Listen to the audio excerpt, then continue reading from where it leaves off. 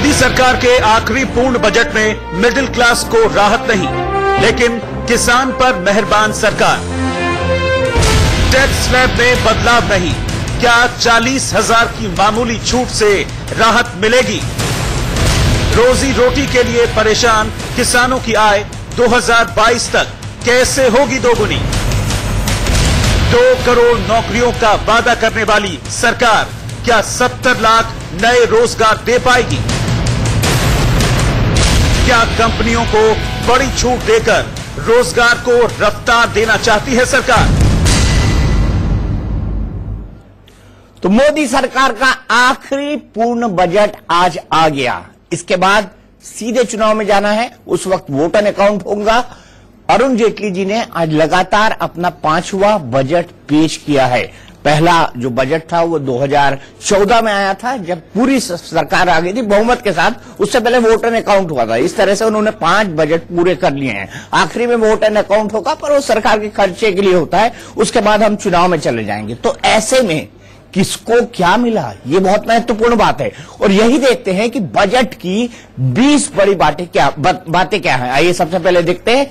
Income tax slab में कोई बदलाव नहीं हुआ है, ये बजट की एक बड़ी बात है। जितनी सैलरी पर टैक्स देना है उसमें 40,000 रुपए की छूट है, ये दूसरी बड़ी बात है। तीसरी बड़ी बात है कि स्वास्थ्य शिक्षा पर 3% से बढ़ाकर 4% सेस हुआ है, ये भी एक महत्वपूर्ण बात है। म्यूचुअल फंड से मिले फायदे पर 10% टैक्स लगेगा, ये भी एक महत्वपूर्ण बात है। 70 लाख नई नौकरियां देने का वादा किया गया था। खेती के कर्ज के लिए 11 लाख करोड़ रुपए दिए जाएंगे। खरीफ फसल की लागत को 1.5 गुना किया जाएगा, ये सरकार का कहना है। एमएसपी 1.5 गुना के हिसाब से तय होगा। 2018-19 में 2 करोड़ शौचालय बनाने का लक्ष्य रखा गया है। गांव में रहने वाले गरीबों को हर साल में 51 लाख नए घर दिए जाएंगे, ये नई सौगात है। 2022 तक पूरी होना है हाउसिंग। नवोदय की तर्ज पर आदिवासी इलाकों के लिए एकलव्य स्कूल खोले जाएंगे। रेलवे पर 17,000 करोड़ का बजट बढ़ाकर 1,48,000 करोड़ कर दिया गया है। मुंबई रेल नेटवर्क में 90 किलोमीटर के विस्तार के लिए 11,000 करोड़ रुपए दिए गए हैं।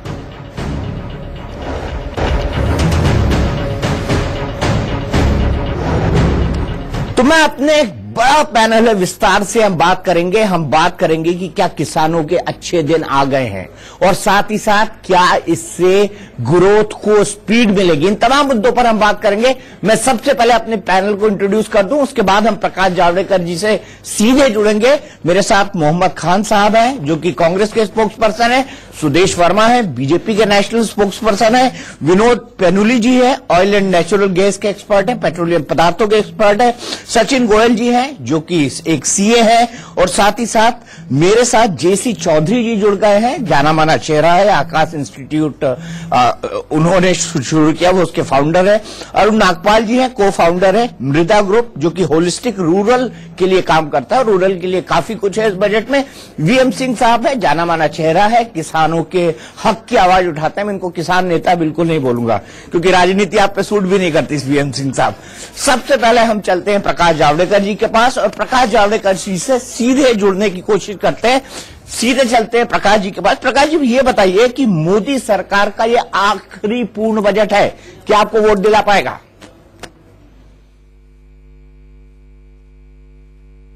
ये 2018-19 का बजट है और 18-19 का बजट एक क्रांतिकारी बजट है, इसलिए कि इसमें 40 साल से किसानों का आंदोलन जो देश में चल रहा था और जो प्रमुख मांग थी उनकी कि लाभकारी मूल्य मिले।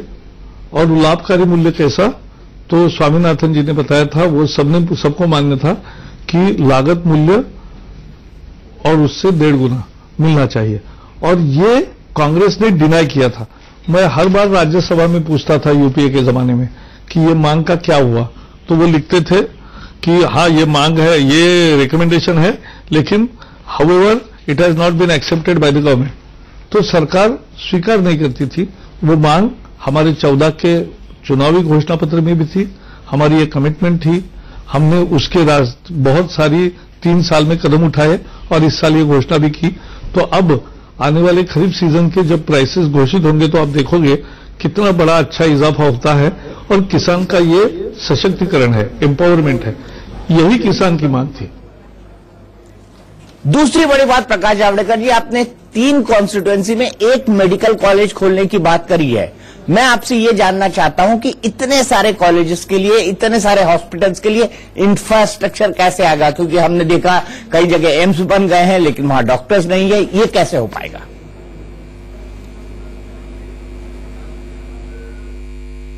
डिस्ट्रिक्ट हॉस्पिटल जो है उसी को, जो अच्छे डिस्ट्रिक्ट हॉस्पिटल है उसी को बड़ा करके उसमें मेडिकल कॉलेज चलाने की कल्पना है और ये योजना का बहुत जोरदार स्वागत होगा और ये करके रहेंगे। लेकिन हम जैसे कह रहे हैं कि अभी तक स्कूल में ब्लैक बोर्ड हो हर क्लास में, ये मूवमेंट चलता था। अब हम ब्लैक बोर्ड से आगे बढ़ गए और डिजिटल बोर्ड होना चाहिए, इसकी काम शुरू कर रहे हैं। तो डिजिटल बोर्ड से क्या होगा, अच्छे अच्छे पाठ उसको अपने क्लास में मिलते जाएंगे, अच्छे अच्छे एजुकेशनल फिल्म्स वो देखेगा, जो टॉपिक सीख रहा है उसका दर्शन भी होगा, तो उसकी शिक्षा सार्थक होगी। सबको शिक्षा, अच्छी शिक्षा। आखिरी सवाल मेरा यह है प्रकाश जावड़ेकर जी कि प्री नर्सरी से लेकर 12वीं तक एक समान शिक्षा नीति, इसकी बात की आज वित्त मंत्री ने, ये क्या है? एक स्कीम रहेगी, एक स्कीम रहेगी। यानी एक स्कीम का मतलब है कि एक योजना, अभी क्या था, प्री प्राइमरी का विचार ही नहीं था, फिर 1ली से 8वीं सर्व शिक्षा अभियान थी, 9वीं से 12वीं तक माध्यमिक RMSA स्कीम थी। तो ऐसे अलग अलग टुकड़ों में जो स्कीमें बटी थी, एक करेंगे, अच्छा करेंगे। तो सीधे चलते हैं खान साहब के पास और सुदेश के पास। सुदेश, देर आयत दुरुस्त आयत, किसानों के अच्छे दिन आ गए। दीपक जी, आपके लिए बोलना आसान है, लेकिन हम लोग प्रयास, जब पहली बार सरकार आई थी 2014 में, उस समय से ही ये प्रयास रहा है कि कैसे डिसीजंस लिया जाए जिससे देश को ज्यादा प्रगति की राह में ला सके। हम लोग, आपने देखा कि मोदी जी ने भी कहा कि विकास ही हमारा एजेंडा है और विकास तभी होगा। आपको पता है गवर्नमेंट एक्सपेंडिचर काफी हो रहा है इंफ्रास्ट्रक्चर पर, बिना इंफ्रास्ट्रक्चर को डेवलप किए हुए नहीं हो सकता है। और आपको पता है ये सफर भी किया, वाजपेयी जी की सरकार आई थी उस समय बहुत तेजी से हुआ था। जो नेशनल हाईवे की आप बात करते हैं, जिसको लोग वाजपेयी रोड बोलते थे। मैंने किसानों पर बड़ा पॉइंटेड सवाल जी, किसान पर तो बिल्कुल, देखिए किसान पर तो हम लोगों ने जितने पॉलिसीज लाए हैं, 1.5 गुना करना अपने आप में, स्वामीनाथन की रिपोर्ट को एक्चुअली वर्चुअली इंप्लीमेंट कर देना है और सारे क्रॉप पर, कुछ क्रॉप पर नहीं। और किसान निश्चित ही खुश होंगे। और जो हमारा लक्ष्य है कि 2022 में हम किसान को दुगना दे पाएंगे, उस लक्ष्य की ओर हम बढ़ेंगे। लोग बोल रहे थे कैसे बढ़ेंगे, वो सरकार पर छोड़ दीजिए। हम लोग इवॉल्व कर रहे हैं सिस्टम को। और जो छोटे छोटे चीज, जैसे देखिए मेडिकल कॉलेजेस की आपने बात की, आप बताइए कि मेडिकल एजुकेशन का क्या हाल है आपको पता है? प्राइवेट मेडिकल एजुकेशन का क्या हाल है आपको पता है? कितने स्कैंडल्स हो रहे हैं। और लोग बोलते थे कि गवर्नमेंट ने मेडिकल एजुकेशन छोड़ दिया है, इंटरवेंशन छोड़ दिया है। तो जब हम इंटरवेंशन करते हैं तो उसमें भी लोगों को प्रॉब्लम होता है। खान साहब से पूछ लेते हैं। खान साहब, किसानों के अच्छे दिन आ गए, सबका साथ सबका विकास हुआ? दीपक भाई, मैं ये कहूंगा, इस बजट को आप एक लाइन में समराइज कर सकते हैं, वो ये है, शब्दों में समृद्ध मगर हकीकत में खोखला। आपने पॉइंटेड सवाल पूछा किसानों पे लेके, मैं बताऊं इन लोगों का किसानों के लिए रिकॉर्ड क्या है। एक बड़े वरिष्ठ वॉइस बैठे हैं किसानों की तरफ से, वो भी आपको बताएंगे। मगर MSP पे गौर करते हैं। आज मैं योगेंद्र यादव जी के साथ एक पैनल पे था, उन्होंने इनकी पर्दाफाश कर दिया 2 चीजों पे। एक तो जो बोल रहे हैं कि लागत पे डेट कोई भी जाके देख सकता है, UPA के हिसाब से दुगना तिगना मिलता था जितना अब ये देंगे। और दूसरी बात उन्होंने बड़ी अहम बताई, अगर आप इसका फाइन प्रिंट पढ़े तो इसमें उन्होंने ये लिखा है, राबी वाले क्रॉप पे नहीं मिलेगा, खरीफ वाले क्रॉप में मिलेगा। यानी जून जुलाई अगस्त में जो होगा, जो बोएंगे और फिर बाद में काटेंगे, उस पे लागू होगा। अक्टूबर नवंबर में बेसिकली फायदा मिलेगा। तो भैया, चुनाव 6 महीने बाद है ना, तो अक्टूबर नवंबर फायदा। देखिए, नियत यही है, ये प्राथमिकता देते हैं चुनावों को और राजनीतिक गेन को। ये सरकार चलाने का इनकी मंशा नहीं है। और दीपक भाई, गौर कीजिए जरा इस बात पे, 4 साल बाद आप देश को बता रहे हैं मैं क्या करूंगा 2022 में। आपको हिसाब देना चाहिए आज की तारीख पे, आपको बताना चाहिए आपने अब तक किया क्या। आखिर में बताऊंगा दीपक भाई, हम लोगों ने पिछले साल का बजट निकाला, उसमें बड़ी अच्छी लाइन थी, 10 करोड़ गरीब लोगों को ग्रामीण क्षेत्रों से हम गुर्बत से निकालेंगे। कोई स्कीम थी इनकी, उज्ज्वला योजना, ऐसी कुछ नाम दिया था। उज्ज्वला तो उज्ज्वला गैस वाली LPG ऐसी कोई नाम था, दीनदयाल उपाध्याय चले गरीबों को बचाने योजना टाइप्स। मगर मैं आपको एक बात बताता हूँ, उसका कोई जिक्र ही नहीं, उसके आंकड़े नहीं मिलते। और इन्होंने बढ़ा दिया मनरेगा, बड़े गर्व से कहते थे मनरेगा में हमने इतनी वो दी है छूट के पहले किसी सरकार ने नहीं दी। हम एलोकेशन नंबर्स देख रहे थे, यानी जमीन पे मांग है ये काम नहीं देते और फिर बोलते हैं जो जिसे काम दिया उसे पूरे पैसे नहीं देते। ये आप ग्रामीण विकास मंत्री, ठीक है, जवाब ले लेते हैं सुरेश। ये तथ्य पे आधारित बातें हैं, कोई राय नहीं है मेरी। एक छोटा सा जवाब, मैं आ रहा हूँ, आप ही के पास आऊंगा, क्योंकि बता दूं तो जवाब दे देंगे। नहीं मैं बाद में करने पर इनका जवाब देते, आप इनका जवाब दे दें एक एक करके। देखिए, फिर मैं आप ही के पास आ रहा हूँ। उज्ज्वला योजना इतना अच्छा स्कीम है, 5 करोड़ हम लोग का टारगेट था पहले, उसको हमने बढ़ा के 8 करोड़ कर दिया, क्योंकि बहुत इसका रिसेप्शन अच्छा हुआ है। और वैसे लोग जो आपको पता है कि लकड़ी पर चलाते थे, केरोसिन पर चलाते थे, उनको हमने फ्री में गैस कनेक्शन दिया, वो गरीब लोगों को जो कभी सोच ही नहीं सकता था। और इसका मजाक मत बनाइए, क्योंकि आपको समझ नहीं है, कि आप क्या कर रहे हैं। मनसा, देखिए मनसा बिल्कुल कमिटेड है हम देश के डेवलपमेंट के लिए, और जहां भी कोर्स करेक्शन की जरूरत पड़ती है हम करते हैं, ईगो पर नहीं स्टैंड करते हैं। और गुड गवर्नेंस हमारा एजेंडा है, विकास हमारा एजेंडा है। और 15 लाख बोलिएगा तो मैं आपसे बोलूंगा कि आप प्रूव करिए कहां मोदी जी ने बोला था, वो वीडियो निकालिए। थोड़ी अमित शाह जी की बात मैं आपको बोल रहा हूँ ना, आप बताइए उस सेंटेंस को निकालिए, उन्होंने क्या बोला था, मैं आपको बोल देता हूँ आपके व्यूअर्स। उन्होंने बोला था उस समय बहुत से आंकड़े आ रहे थे, आपको भी पता है, अन्ना एजिटेशन हो रहा था और तरह तरह के आंकड़े आ रहे थे कि 3 ट्रिलियन है जो ब्लैक मनी है, और उसके बेसिस पर उन्होंने बोला था कि तरह तरह के आंकड़े आ रहे हैं कि इतना ब्लैक मनी हमें नहीं पता, लेकिन अगर इतना ब्लैक मनी हुआ तो हर व्यक्ति के अकाउंट में इतना आ जाए। ये नहीं बोला कि बेच देंगे, और आज लोगों के अकाउंट में जाने का मतलब है विकास जब हो रहा है तो लोगों के अकाउंट में ही जा रहा है, लोगों के अकाउंट में देने की बात नहीं हुई थी। मैं बड़ा खुश हूं कि सुदेश वर्मा जी मेरे बड़े भाई आए हैं। मुझे ये समझा दीजिए 11,000 करोड़, बड़ी 11 लाख करोड़ रकम इन्होंने अनाउंस की है। बजट का आधा साइज होता है 11 लाख करोड़, बहुत बड़ी रकम है। मुझे ये बता दीजिए, नहीं मुझे बड़ी खुशी है, मुझे ये बता दीजिए किसानों तक कैसे पहुंचे, क्योंकि जब मैंने पढ़ा निकाल के उसका फाइन प्रिंट, आपको पता है क्या है वो बैंकों के लिए टारगेट है कि आप लोन दीजिए, प्राइवेट बैंक, पब्लिक बैंक, उन लोगों को टारगेट दिया गया है, इन्होंने एलोकेशन नहीं किया है उसके लिए कोई।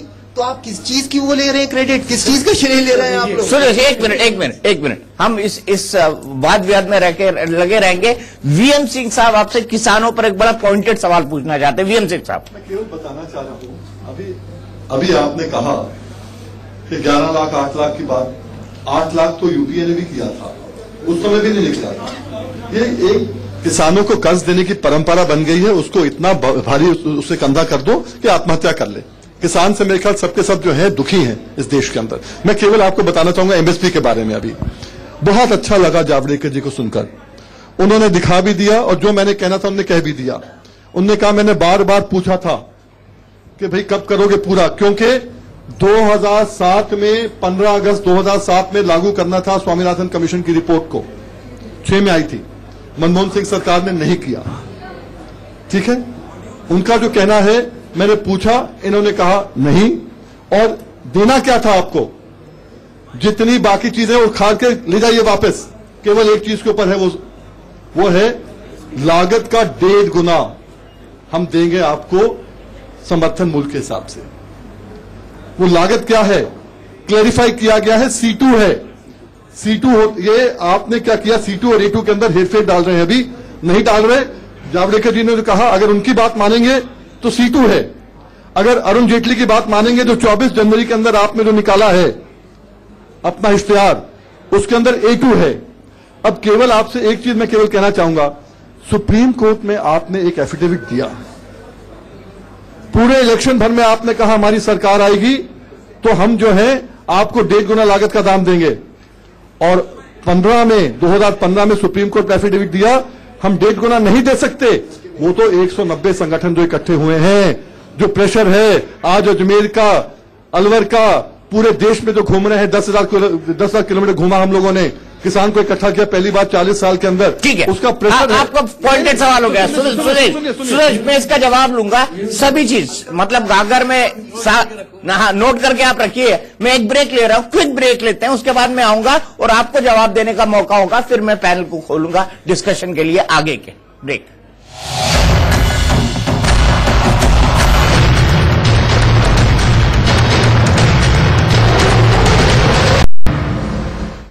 तो हम बात कर रहे हैं क्या किसानों के अच्छे दिन आ गए, और सीधे चलते हैं रेल मंत्री पीयूष गोयल जी के पास, जो जाने माने सीए हैं। उनसे बात करते हैं कि इस बजट को उन्होंने बैलेंस्ड बताया है। आपके हिसाब से रेल मंत्री जी कैसे बैलेंस्ड है बजट?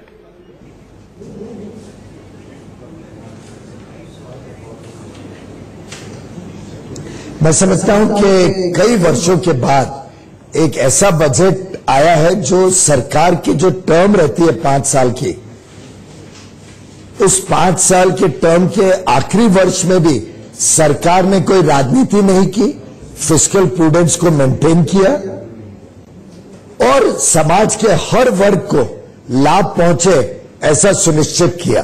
किसानों को, गरीबों को, मध्यम वर्गीय लोगों को, दलितों को, आदिवासियों को, सीनियर सिटीजन्स को, मैं समझता हूं बहुत ही अच्छी तरीके से इस बजट में देश के आर्थिक विकास का भी एक रोड मैप बनता है, समाज में हर वर्ग को लाभ मिलता है और जो भारत की जो अर्थव्यवस्था है उसको भी मजबूत करने के साधन भी साथ साथ में इसमें जुटाए गए हैं।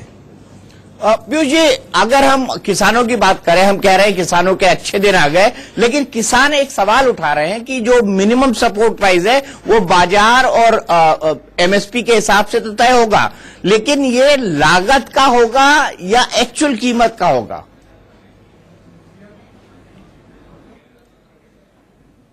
वो समझते हैं C2 होगा या A2 होगा? एक मिनट,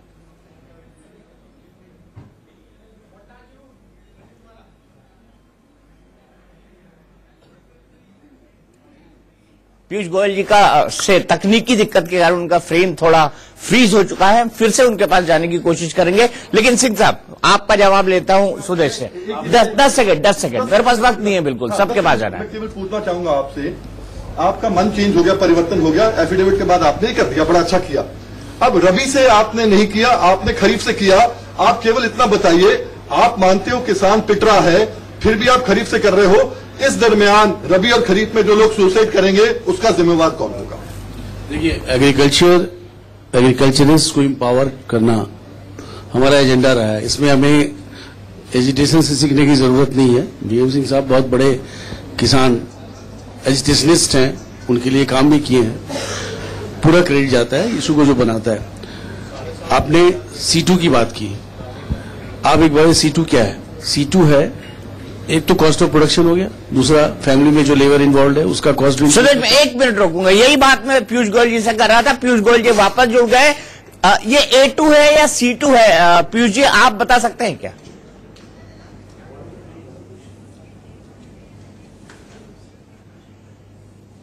भाई, इसमें स्पष्ट है कि जो लागत लगती है किसान की सामान बनाने के लिए, अपना खेती करने के लिए, उसके ऊपर 50% उसको मिले, ये सुनिश्चित करने का बजट में लाने का सबसे बड़ा लाभ यह है कि अब ये एक परमानेंट व्यवस्था बन जाएगी, ऑटोमेटिक व्यवस्था और एक प्रकार से कानूनी व्यवस्था बन जाएगी कि उनको 50% लागत के ऊपर मिले, जो डॉक्टर स्वामीनाथन ने जिसकी कल्पना की थी। और साथ ही साथ इसका जो महत्व ये भी इसलिए जुड़ता है हमारे सरकार के कार्यकाल में, क्योंकि हमने महंगाई को निरंतर में रखा है, नियंत्रण रखा है। महंगाई पहले 10%, 12%, डबल डिजिट जब महंगाई थी तब एमएसपी बढ़ता भी था तो महंगाई उसको खा जाती थी, जो खर्चे होते थे उसमें पैसा चले जाता था। अब महंगाई को कभी 2-3%, कभी 4% पे जो 4 साल में हमने कम करके रखा है और खाद के दाम नहीं बढ़े, कोई भी वस्तु के दाम जो किसान को लगते हैं उसमें दाम नहीं बढ़े हैं, उसकी वजह से भी किसानों को जो एमएसपी का इंक्रीज मिलता है वो सीधा लाभ के रूप में मिलता है। जितने एक्सपर्ट्स हैं वो कह रहे हैं कि मिडिल क्लास या नौकरी पेशा को बहुत कम मिला है या मिला ही नहीं है। इस क्रिटिसिज्म को कैसे लेते हैं आप?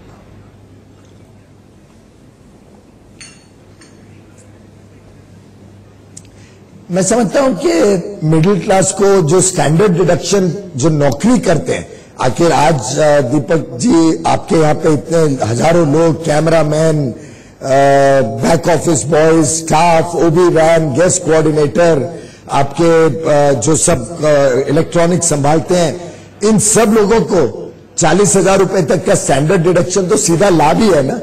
और वित्त मंत्री ने बहुत अच्छी तरह समझाया कि 2 प्रकार के इंडिविजुअल टैक्स पेयर्स हैं, जो साधारणतः मिडिल क्लास में आते हैं, जो व्यापारी वर्ग है, जो अपना खुद का प्रोफेशन करते हैं, उनका औसतन एवरेज टैक्स सिर्फ 25,000 रुपए है, और जो सैलरी अर्नर्स हैं उनका आता है 75,000। तो स्वाभाविक है अगर कुछ पैरिटी लानी हो तो पहले ज्यादा अधिक लाभ देना चाहिए सैलरी अर्नर्स को।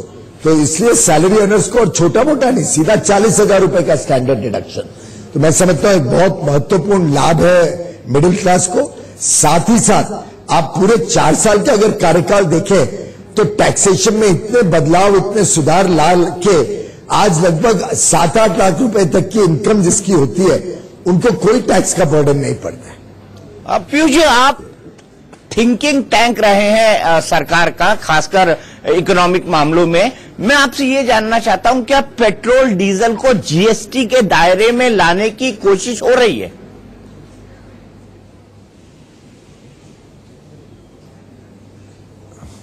सॉरी, प्रश्न फिर से पूछेंगे? मैं सिर्फ छोटा सा प्रश्न है, 2 छोटे छोटे प्रश्न है।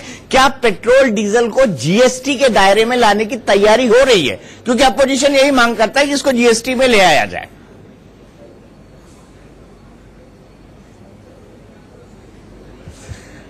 हम तो एकदम तैयार हैं, वित्त मंत्री रिकॉर्ड पे है कि कांग्रेस के सब जो सदस्य हैं जीएसटी काउंसिल में वो मान जाए तो जीएसटी आ रहे हैं, और हम चाहते हैं कि उसको जीएसटी में लाया जाए। आखिरी सवाल, क्या ये चुनावी बजट है? क्योंकि आखिरी पूर्ण बजट।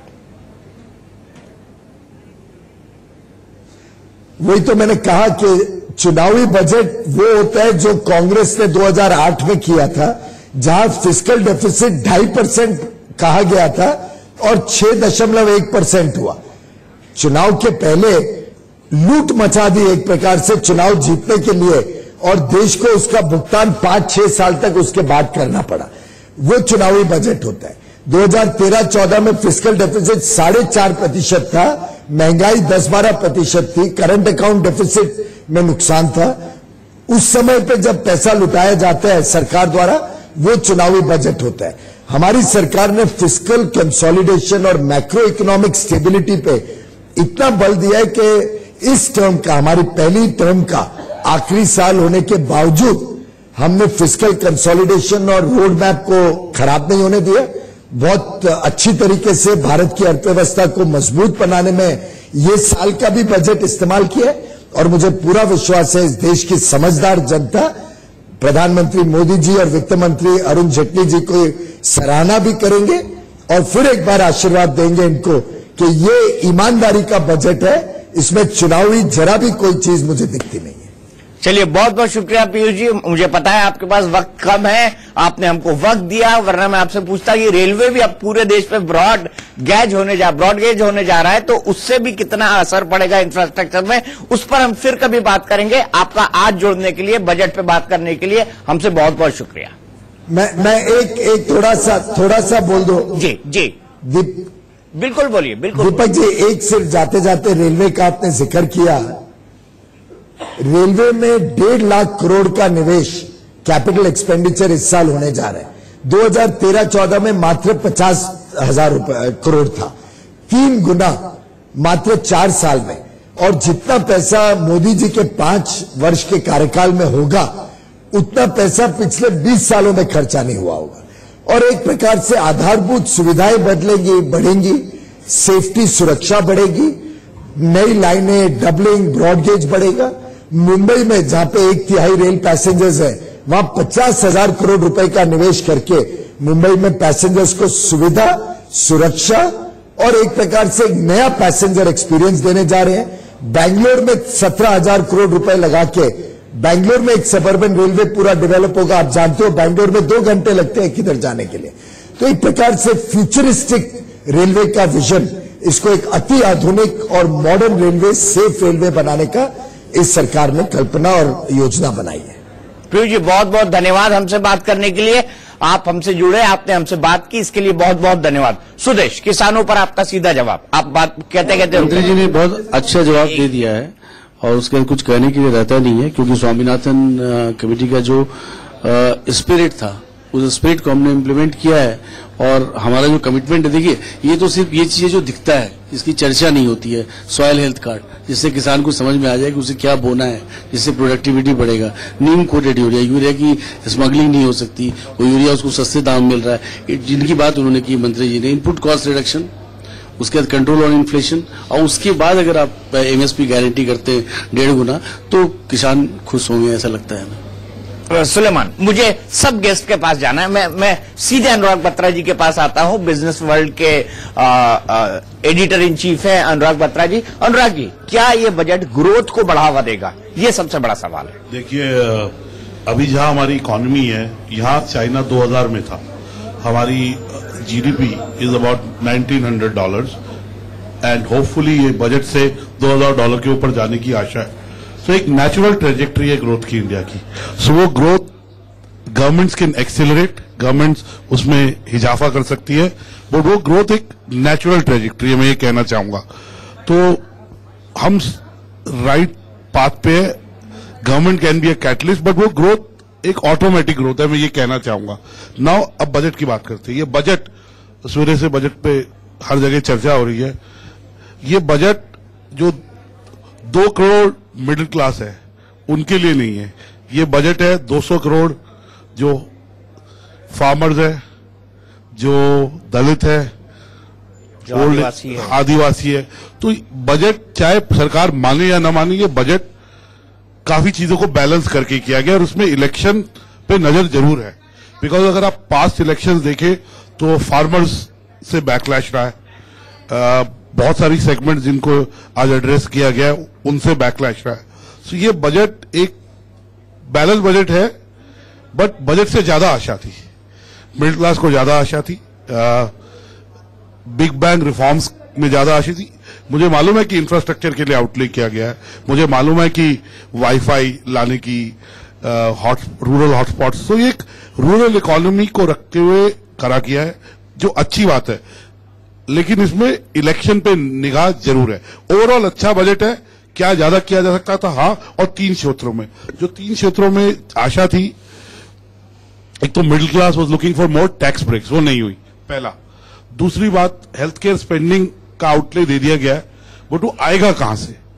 ठीक है, वो एक क्वेश्चन पूछने की बात है। और तीसरी बात,